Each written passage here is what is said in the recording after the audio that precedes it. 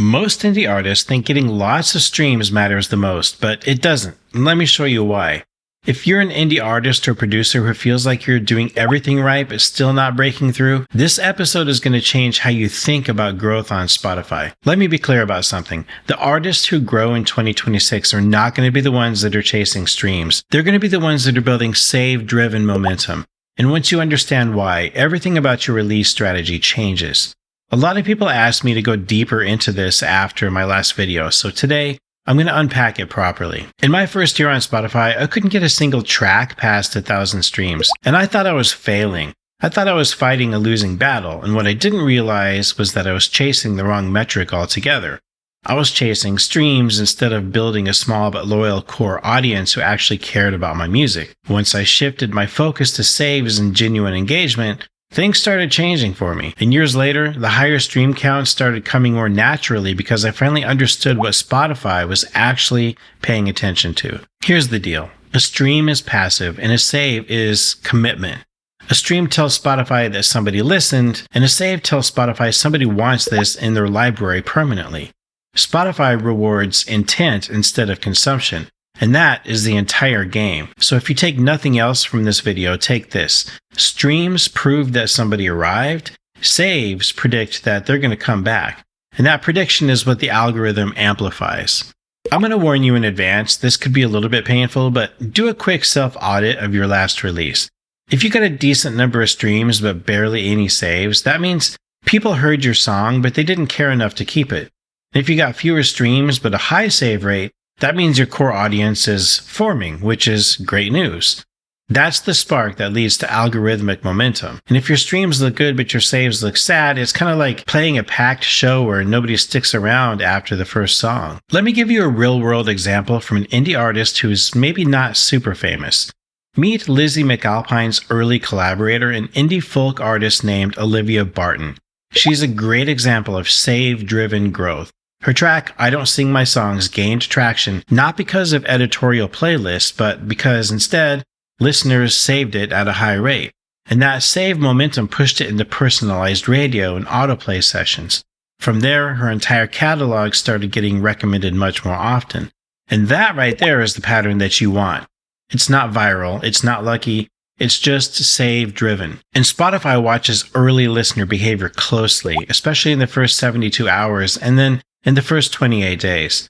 A high save rate increases your chances of being pushed into release radar, Spotify radio, autoplay, home recommendations, and even personalized mixes.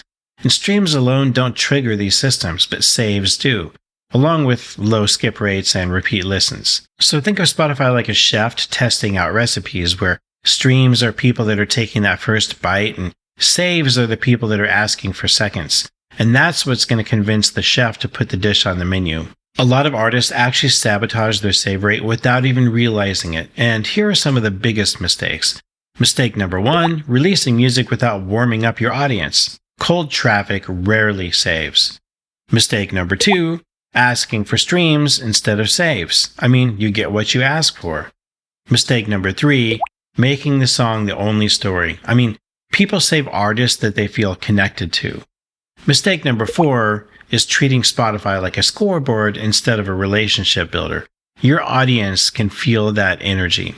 If your entire release strategy is to drop the song and then pray, your save rate is going to reflect that too.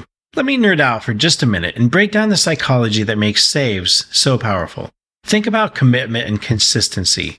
When somebody saves your track, they're much more likely to listen again because they want to stay consistent with their own choice. Or what about the IKEA effect, where people value what they feel personally connected to?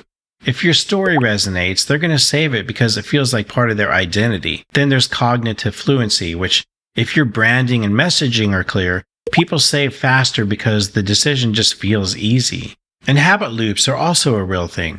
Saves feed Spotify's recommendation loop, which feeds the listener's habit loop, which then feeds your momentum. And there's also social proof. So when listeners see your track showing up in their personalized mixes, it reinforces the idea that your music is worth keeping. This is why saves are the closest thing to a vote on Spotify. Here's my favorite part of this video though, because it's simple, it's practical, and it's actionable. Are you ready for do this, not that? All right, here we go. Do this. Ask people to save the track before release and not that, which is beg for streams after the release. Do this. Tell a story about why the song matters and not that, which is post the cover art with no context at all. Do this. Share behind the scenes moments that build connection and not that, which is drop a link and disappear.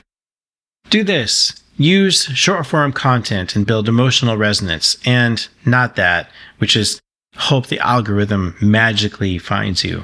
Here are some very simple lines that you can use in your posts and captions and videos. How about this? If this track hits you, save it to your library so Spotify knows to show it to more people like you. Or if you want more songs like this, hit save. That's the signal Spotify pays attention to. Or maybe something like this. If this made you feel something, save it, and that helps me more than you know. Don't be afraid to make it personal and directly ask for what you want. I think back to when I was a teenager, and my older brother told me about this guy at our high school. He wasn't the most attractive kid. He was heavyset, quiet, nothing flashy, but somehow he was always going out on dates, and I couldn't figure it out. So I asked my brother what his secret was, and he said, it's simple. He just asks. While everyone else was overthinking it or too scared of rejection or whatever, this guy was just direct and he knew what he wanted and he asked for it without apologizing for it. And because he was clear and confident, lots of girls responded to him. You have to be clear, you have to be direct.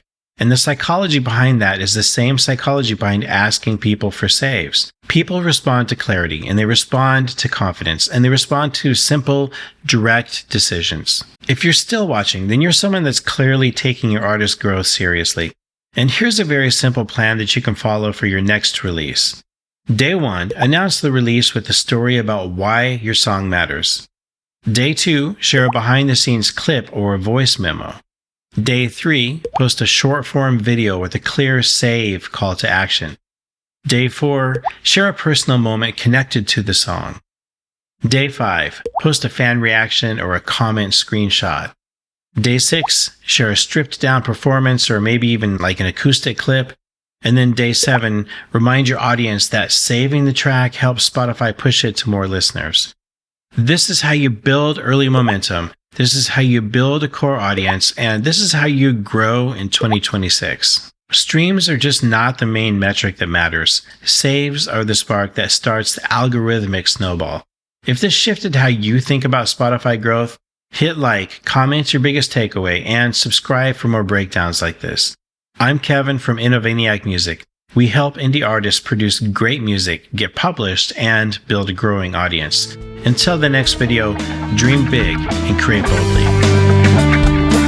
100 miles per hour on that see-through. All I ever had is to be true. More like Swiss cheese when I approach these words. They got holes in them, so deep you can fill them up and swim in them. Not advisable, I would try it though. Walk with a cane on a rainy day. Big teeth out, that's a smiley.